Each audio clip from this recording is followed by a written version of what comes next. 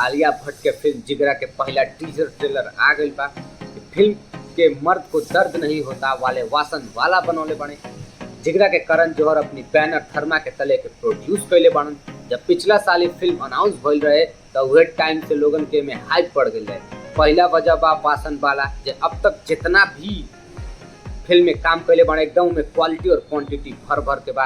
दूसरका और आलिया भट्ट के बीते कुछ साल में अलग अलग जॉनर में एक्सपेरिमेंट करत बाड़ी और हर एक्सपेरिमेंट में एकदम अव्वल आ जाता भाई लोग।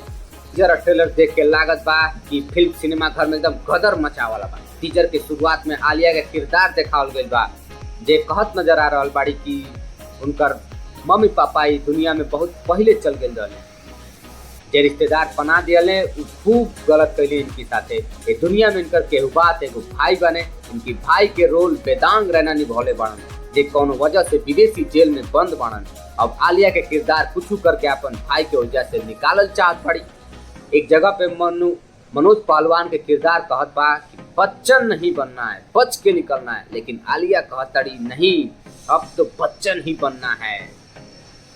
एकदम मजा आ जाता भाई। एकर जौन बैकग्राउंड म्यूजिक बा, जौन एकर इमोशन कनेक्ट करब आप एकदम झकास बा।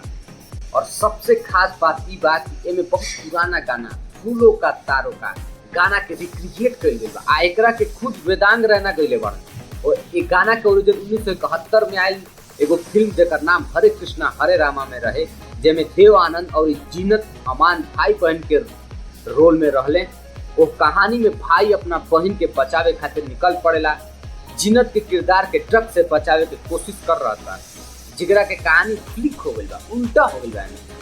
एमे बहन जोन बा उ भाई के बचावल चाहत।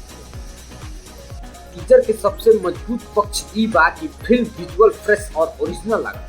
कई लोग बहस कर सकत बाने कि ओरिजिनल ऐसा कुछ ना होला, सब कुछ कहीं ना कहीं से प्रेरित होला।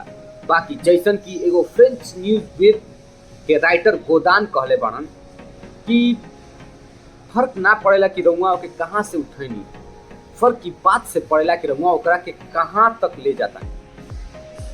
काम एकदम झकास बात कर देले बनी भाई। कुछ शॉट देख के एगो जापानी एक्शन मंगा के याद आ जाला। मंगा खास तरह के डिजाइन वाली कॉमिक्स होला। टीजर के ऐसन कायदे से काटल गइल बा कि पूरी कहानी के कोर इमोशन आप तक पहुंच जाई, लेकिन रउआ के किसी भी एको किरदार के नाम याद ना रही। ओइजा एगो जिज्ञासा बनल रही कि एक लड़की खुद से इतना कुछ कैसे कर सकती है। ये सब जाने खातिर, ये सब जिज्ञासा के शांत करे खातिर 11 अक्टूबर के सिनेमा घर में रिलीज होके वाला बा।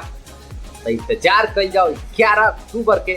फिर मिलल जाए एगो नया वीडियो में। अगर आपके हमारे वीडियो पसंद आए लोग तो लाइक शेयर और सब्सक्राइब ठोक दी। प्रणाम।